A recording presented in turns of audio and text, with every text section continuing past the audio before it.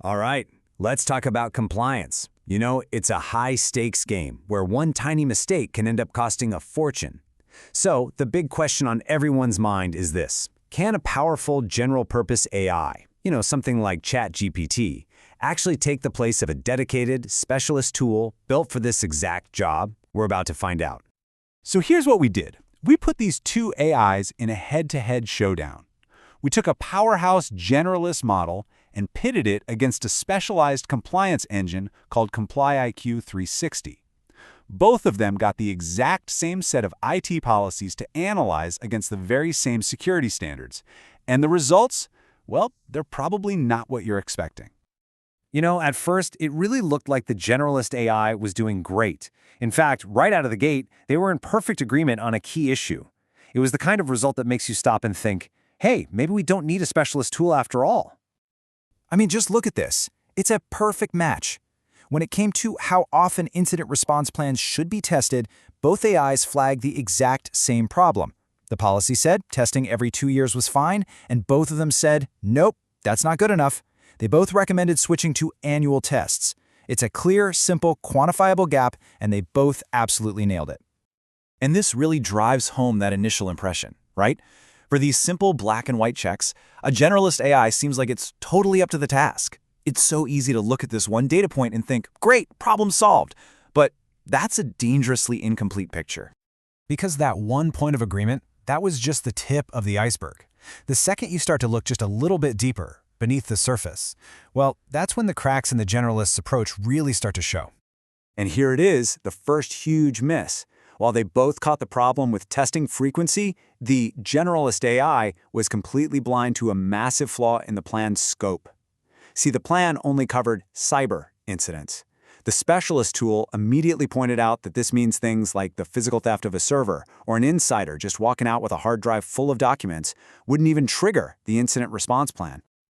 Just stop and think about the risk there for a second. This isn't just a minor paperwork mistake. It means a huge, potentially devastating security event could be completely ignored and mishandled, all because someone didn't label it cyber. That's a catastrophic failure just waiting to happen. Okay, this next gap is a classic example of the specialist versus generalist problem. The generalist AI doesn't have deep, specific knowledge of every single local regulation, so it looked at the plan and saw nothing wrong. But the specialist tool, with all of that regulatory knowledge baked right in, instantly flagged a mandatory submission requirement to a specific government office that was completely missing. And the consequences for a miss like this are pretty clear-cut, right? We're talking fines, penalties, and a serious black mark on the company's compliance record. It's a really expensive mistake that a generalist AI just isn't built to catch. Now, this third gap is a little more subtle, but it is so critical. So the company had a generic one-size-fits-all security training program. The specialist tool flagged that there was zero specialized training for the people with the highest level of access. The system admins, the ones who hold the keys to the entire kingdom. And the generalist AI, it didn't even look. It just wasn't on its radar.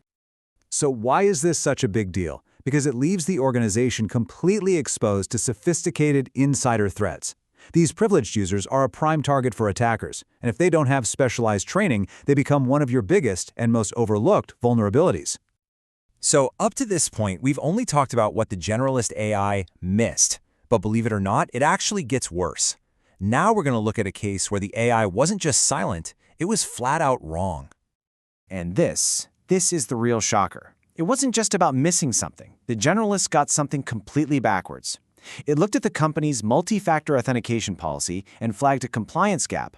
But the specialist tool looked at the exact same evidence and correctly found that the control was fully compliant.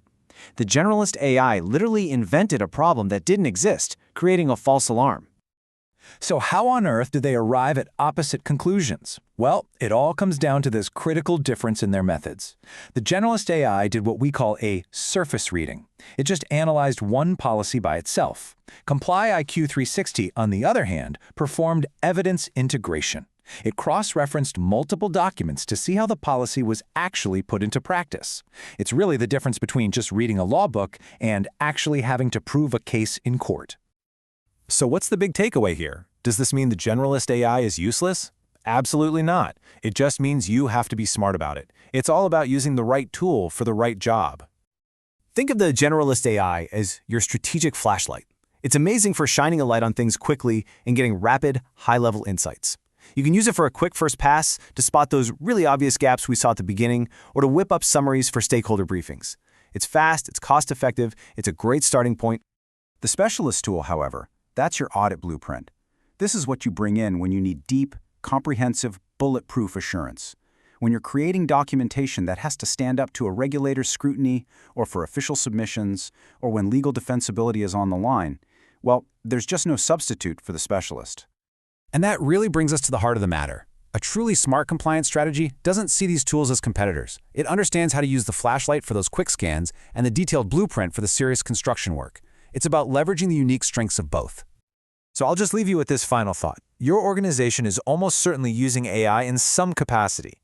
And what this deep dive really shows is that the most important question isn't if you're using it, but are you using the right AI for the job?